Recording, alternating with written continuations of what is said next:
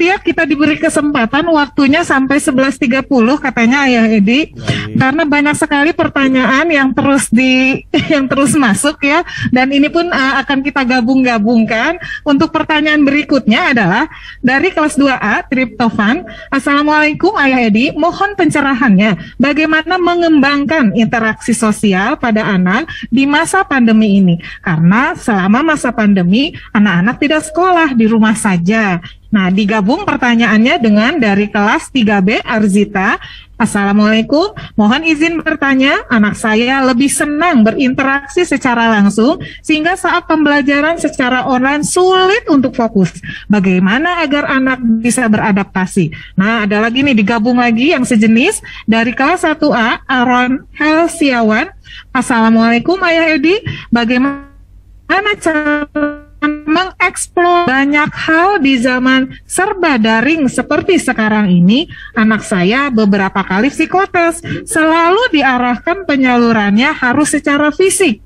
Nah, seperti itu ya, baik dalam kegiatan sosial maupun kegiatan atau aktivitas pribadinya. Ya, ini jadi lebih ke sosialisasi nih Ayah Edi. Mangga silahkan. Begini ya, saya punya 2 orang anak, yang satu itu lincah bergerak dan nggak betah di rumah. Yang satu lagi itu betah di rumah, nggak pernah atau jarang berminat untuk keluar. Ini adalah kombinasi yang unik ya. Jadi saya jelaskan kepada mereka bahwa hidup ini selalu ada kombinasi, ada harus di rumah, ada harus keluar. Ya. Nah, saat Tuhan mengirimkan pandemi, itu artinya signalnya kita belajar harus di rumah. Nah, jadi apa yang kita bisa lakukan di rumah dengan sambil bergerak, itu kita lakukan. Jadi anak saya misalnya olahraga di rumah, senam di rumah, apa di rumah. Kemudian nanti kalau dia bosan keluar rumah, dia naik motor keluar rumah dengan protokol. Keliling-keliling aja lihat pemandangan, nanti kalau udah selesai lihat pemandangan, pulang ke rumah belajar lagi gitu, pakai komputer. Jadi keadaan ini kita harus siasati dengan diskusi sama anak kita. Oke, apa nak yang kita bisa cari solusinya? Apa yang kita bisa pecahkan? Nah, kebalikannya anak saya yang hobinya di rumah terus. Saya bilang, nak, manusia itu tidak selamanya di rumah terus. Dia harus sekali-sekali keluar. Jadi anak saya program keluar, ikut saya pergi ke pasar, nemenin ke pasar begitu dengan protokol. Kemudian nanti saya minta untuk ke material, beli bahan. Nah, dengan protokol. Jadi kata kuncinya sebenarnya adalah bukan kita nggak boleh keluar, kita boleh keluar dengan protokol gitu. Ya, jadi gunakanlah atau aplikasikanlah protokol itu sebaik-baiknya sebagai pencegahan. Nah, kondisi ini harus kita sampaikan kepada anak kita. Inilah nak kehidupan nyata gitu. Harus di rumah dan harus keluar. Ya, satu saat kita harus di rumah, satu saat kita harus di luar.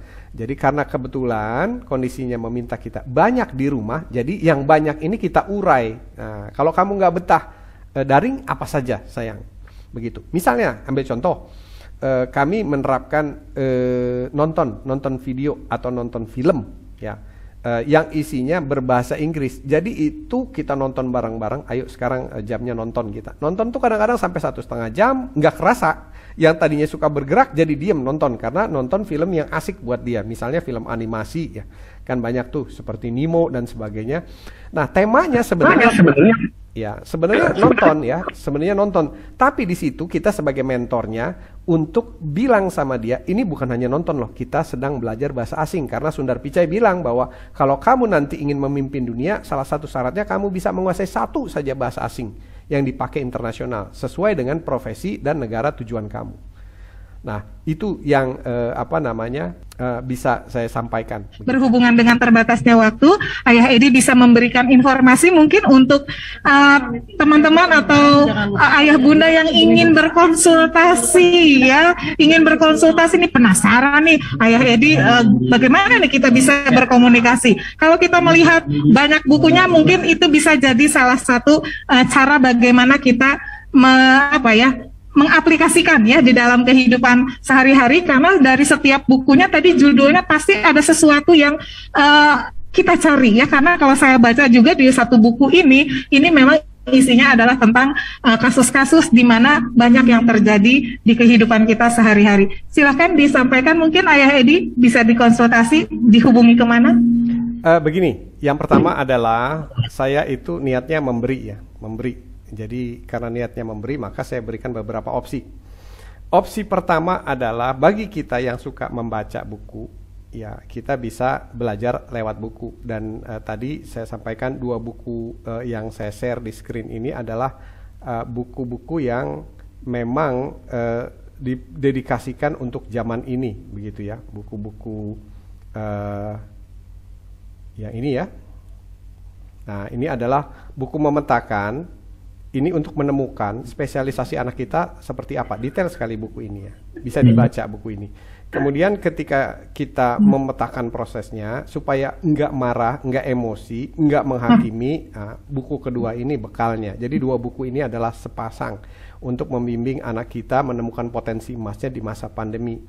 Tapi bagi kita yang misalnya nggak sempet baca buku gitu, atau kurang minat baca buku, saya sudah menyediakan channel di mana nggak baca, cuma ngeliat, jadi nonton seperti ini kan, less effort ya. Less effort itu artinya nggak bersusah payah, tinggal klik di YouTube, kemudian lihat, pilih topiknya yang mana. Untuk yang masalah pemetaan itu saya ada pemetaan yang usia SMP, ada yang remaja, ada yang sudah kerja juga, ternyata kerjanya nyasar. Jadi saya provide di sana. Kemudian ada juga testimonial dari orang tuanya yang tadi mengumpulkan uang sampai atau berpenghasilan 350 juta. Itu semua ada di channel YouTube-nya Ayah Edi. Jadi YouTube channel Ayah Edi, nah tinggal cari. Di situ nanti ada listing videonya, kemudian jangan lupa subscribe ya, kemudian sama klik lonceng supaya nanti kita dapat info-info terbaru atau video-video terbaru. Nah itu harapan saya melalui video itu orang tua bisa melakukan pemetaan, ditambah buku ini. Oh begini toh caranya. Buku ini kan sifatnya tertulis ya, kita bisa mempraktekkan. Tapi kalau masih kurang, coba lihat videonya. Ketika ayah betul-betul membimbing prosesnya. Dan yang terakhir adalah kalau misalnya terpaksa harus memerlukan saya untuk berjumpa, ya bisa menghubungi nomor manajemen yang saya kira Bunda Heni punya ya, nomor manajemen kami 081 2 18 18 4712 ya.